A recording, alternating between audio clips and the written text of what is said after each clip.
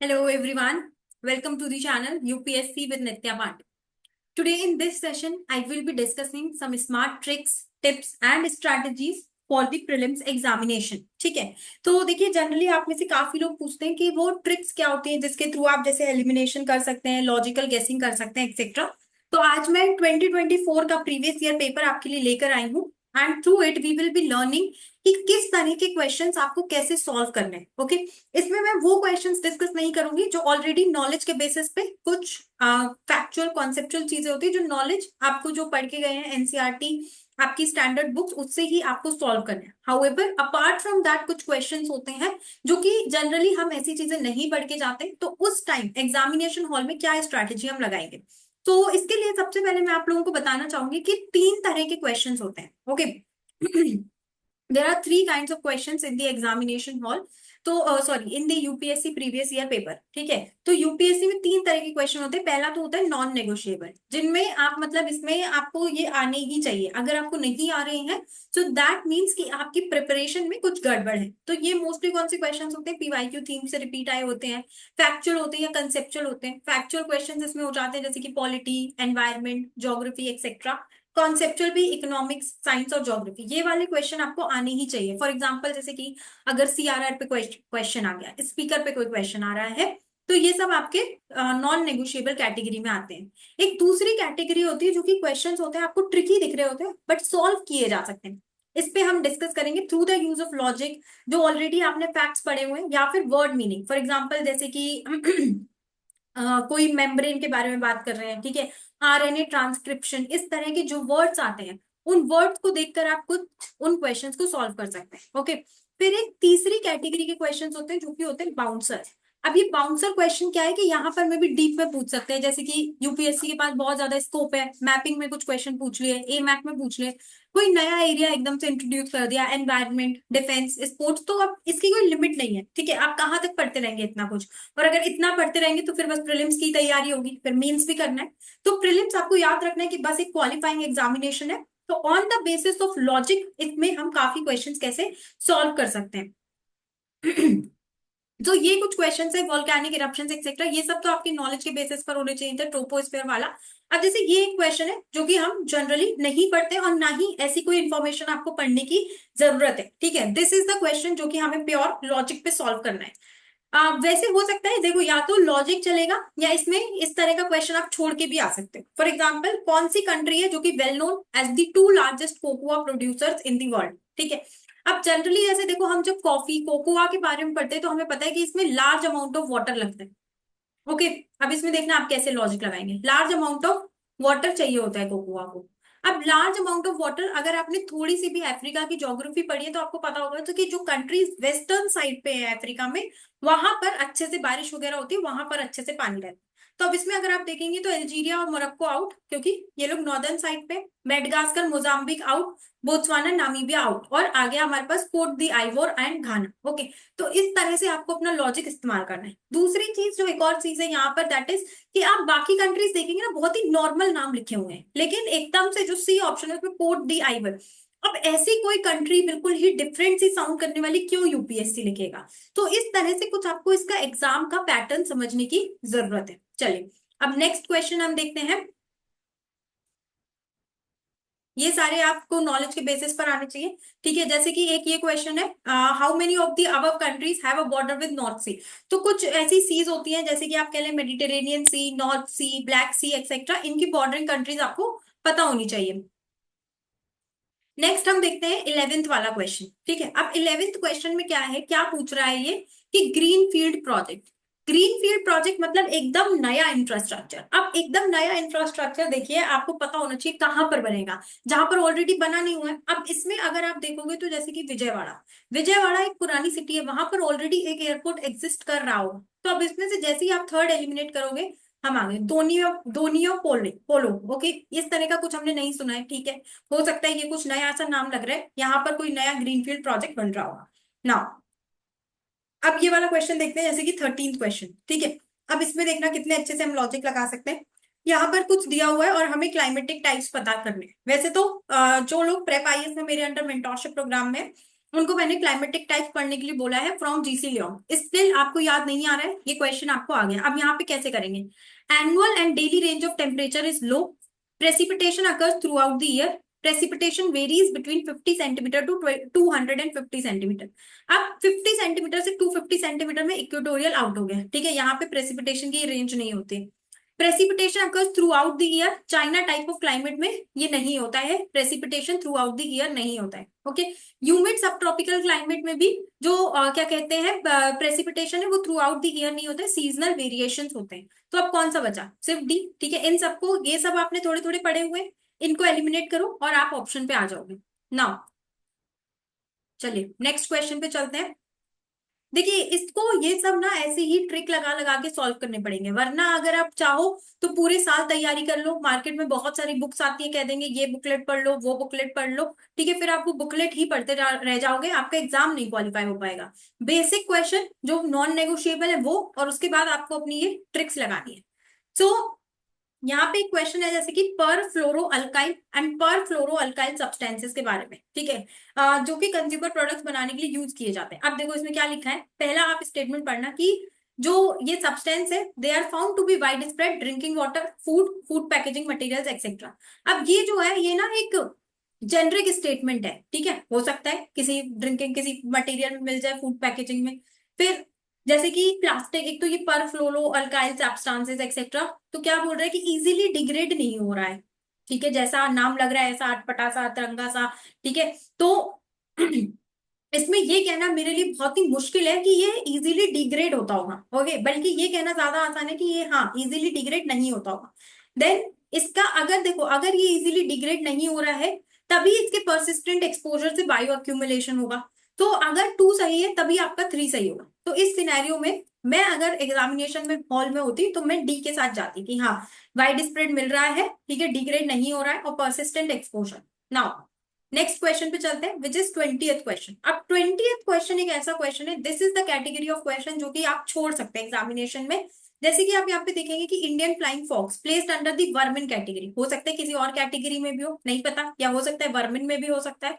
फिर जैसे कि इंडियन फ्लाइंग फॉक्स हो सकता है ब्लड पे फीड करता हो सकता है ना फीड करता हो। तो इस तरह का क्वेश्चन या तो मैं छोड़ देती, और मे बी अगर मैं इसे अटेम्प्ट करती तो इनमें क्या होता है, जनरली एक स्टेटमेंट सही होता है, ठीक है, तो उसके साथ मे बी सी या डी में से कुछ एक टिक कर देती, बट वो बहुत ही ब्लाइंड कैसे है, तो बेटर है कि आप इसको छोड़ दो, या फिर अगर आप अटेम्प्ट करोगे तो गलत होने के चांसेस इसके ज्यादा है।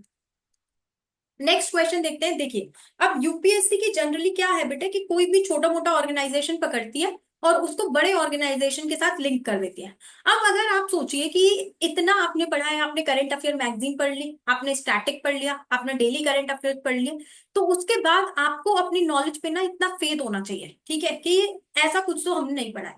यूएन के बारे में हमने अच्छे से पढ़ा होगा बेसिक, ओके।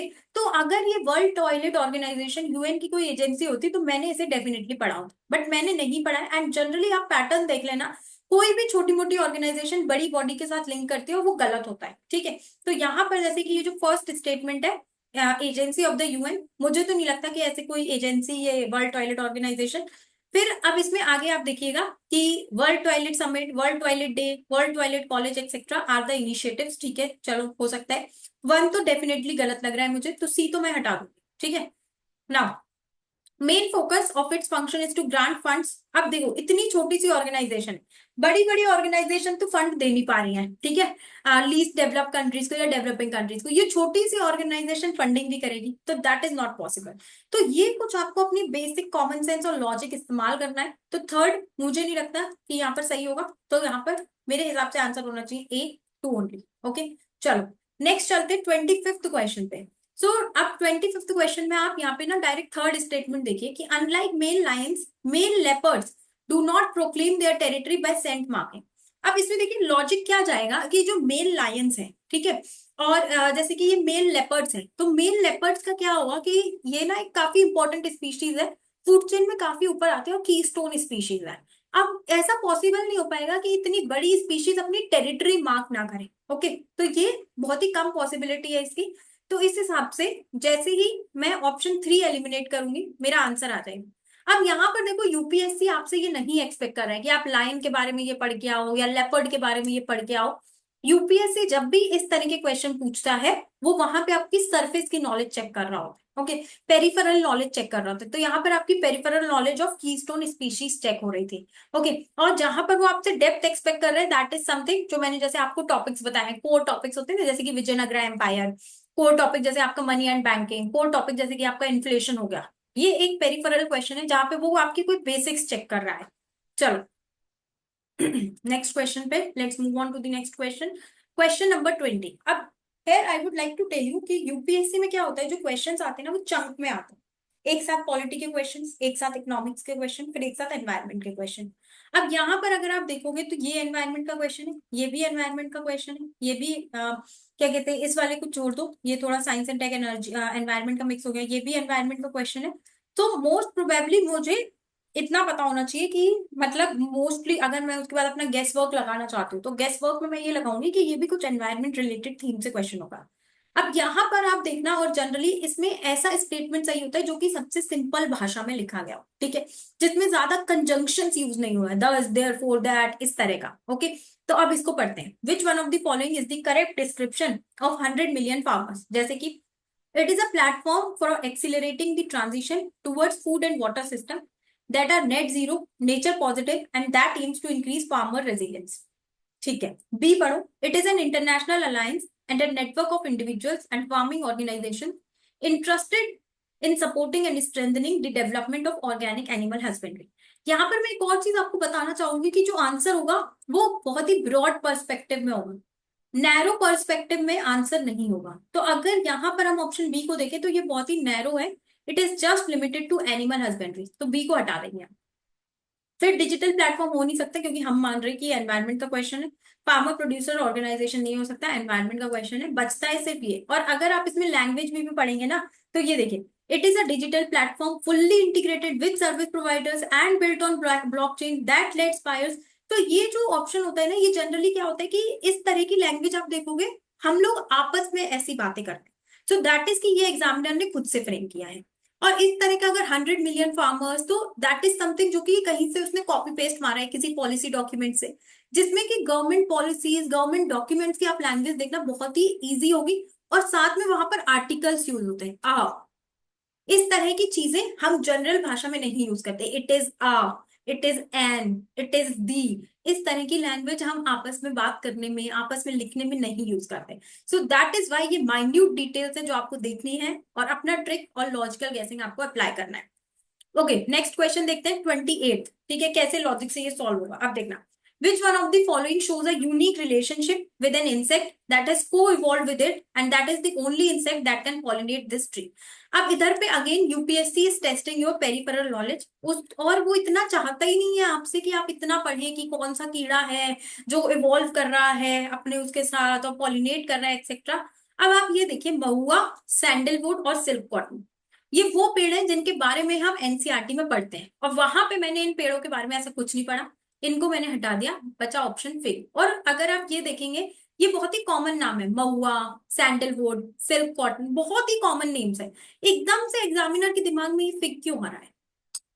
ठीक है, तो देखो ये लॉजिकल गैसिंग आपको अप्लाई करनी ही पड़ेगी अल्टीमेटली। 30-35 के बाद 35-40 क्वेश्चन अटेम्प्ट करने हैं हमको, तो उसके बाद यही सब करना है वहां पे, यही ट्रिक्स, यही लॉजिकल गैसिंग अप्लाई करनी है हमको, okay, and it is logical as well. चलो 30th क्वेश्चन देखते हैं। देखो ये नॉलेज का क्वेश्चन है, अगर आपने नहीं पढ़ा है तो फिर वो आपकी गलती है। इस स्पेक्ट्रम में काफी साफ साफ लिखा हुआ है कि कैशू और पपाया बाहर से आए थे, ठीक है, तो आंसर सिर्फ ओनली वन हो जाएगा। चलिए नेक्स्ट क्वेश्चन पे चलते हैं हम। आरटीजीज, अब यहाँ पे आप देखिएगा, radio isotope thermo electric generator, ठीक है, साइंस एंड टेक का डीप का क्वेश्चन है, मतलब यूपीएससी आपकी पेरिफेरल नॉलेज चेक कर, ठीक है, फर्स्ट ऑफ ऑल ये चीज आपको याद रखनी। दूसरी चीज है कि यहाँ पर जैसे कि अगर आप देखेंगे कि ये RTGs can use plutonium which is a by product of weapons development etcetera, इसको देखते हैं। फिर सेकंड है कि RTGs are use for powering the onboard system, ठीक है, जनरेटर है, यूज हो सकता है स्पेसक्राफ्ट में, सेकंड के करेक्ट होने की प्रोबेबिलिटी है। फर्स्ट वाला अगर आप देखेंगे तो ये है एक थर्मो इलेक्ट्रिक जनरेटर। अगर आपने नॉर्मल 9th 10th में अपनी आपने साइंस पढ़ी है तो आपको पता होगा कि जो थर्मो इलेक्ट्रिक जनरेटर होता है, ठीक है, और यहाँ पे अगर प्लूटोनियम यूज हो रहा है तो फिशन नहीं होगा, तो फ्यूजन होगा। अगर प्लूटोनियम यूज हो रहा है तो फिशन नहीं होगा, फ्यूजन होगा। तो उस तरह से हम क्या करेंगे, जैसे ही हमने ऑप्शन 1 एलिमिनेट किया, सब चला गया, बचा बस आपका B, that is 2 and 3 only. Okay, चलो, now let us move on to the next question, which is question number 39। अब क्वेश्चन नंबर 39 अगर आप देखेंगे तो ये बात कर रहा है मेम्ब्रेन बायोरिएक्टर्स। अब जनरली ये मेम्ब्रेन आपने सुना होगा, जैसे घर में आरओ वगैरह होते हैं, पानी प्योरीफाई करने के लिए मेम्ब्रेन होती है, ठीक है। बायोरिएक्टर है, ठीक है, तो कुछ ऐसा मतलब बायोलॉजिकली कुछ हो रहा होगा जहाँ पे मे बी प्योरीफाई कर रहा है, इस तरह की चीजें। दूसरी बात, यूपीएससी में जो एक पैटर्न देखा गया है, दैट इज कि ये जो ड्रग डिलीवरी और वैक्सीन प्रोडक्शन है, ये ऑप्शन नहीं होते हैं जनरली, ठीक है। तो अब बचता है ए और डी, और पानी से रिलेटेड है डी, तो आंसर हो गया D. 40th, with reference to Indian economy, collateral borrowing and lending obligations किसके इंस्ट्रूमेंट्स हैं, ठीक है। तो बोरोइंग और लैंडिंग कहां पर होती है, या तो मनी मार्केट में होती है या बॉन्ड मार्केट में होती है। तो आपका लॉजिक आपको दो ऑप्शन तक ले आएगा आगे, अब आपका गेस वर्क है। कुछ क्वेश्चन इस गेस वर्क में गलत भी हो सकते हैं, ठीक है। नेक्स्ट क्वेश्चन पे चलते हैं, विच is question number 49। So today in this session I have discussed almost like till question number 50 कौन कौन से आप लोग लॉजिक से कर सकते थे। बाकी कुछ क्वेश्चन है जो आपके नॉलेज से होंगे, वो आपको करने ही है। नाउ, जैसे कि ये वाला क्वेश्चन है कि reserve bank of India, foreign banks, again deep question, ठीक है, फ्रॉम अ रैंडम क्वेश्चन है। और डीप भी होता है, साथ में कई बार कुछ रैंडम क्वेश्चन होते हैं जिसमें अगेन यूपीएससी आपकी नॉलेज नहीं चेक कर रहा है, it is just checking your basic common sense. तो यहाँ पर जैसे अगर जैसे फॉरेन बैंक की बात हो रही है, ठीक है, तो अब फॉरेन बैंक में आप देखिए कि no minimum capital requirement for wholly owned banking subsidiaries in India. तो सही बात है, सॉरी ये गलत बात है कि कोई फॉरेन बैंक आ रहा है और उसको आप कह रहे हो कि कोई मिनिमम कैपिटल की जरूरत नहीं है, ये कैसे हो सकता है। तो फर्स्ट तो आपका गलत हो गया, जनरली इसमें एक ना एक ऑप्शन सही होता है, ये होता है। तो इस लॉजिक से जैसे कि, और दूसरी बात लिखी हुई है कि होली ओन्ड जो बैंकिंग सब्सिडरीज है 50% एटलीस्ट इंडियन नेशनल्स हो, ये बात मुझे काफी हद तक सही भी लग रही है। तो I would go with option 2, ठीक है। तो ये कुछ टिप्स एंड ट्रिक्स है जो आप एग्जामिनेशन में यूज कर सकते हैं for finally cutting of the UPSC prelims cut off. Okay, for finally clearing the cut off the UPSC prelims examination. So this was all from my side to explain you the smart hacks for clearing the UPSC examination. If you found this breakdown helpful, do like, share and subscribe, and thank you for watching this video.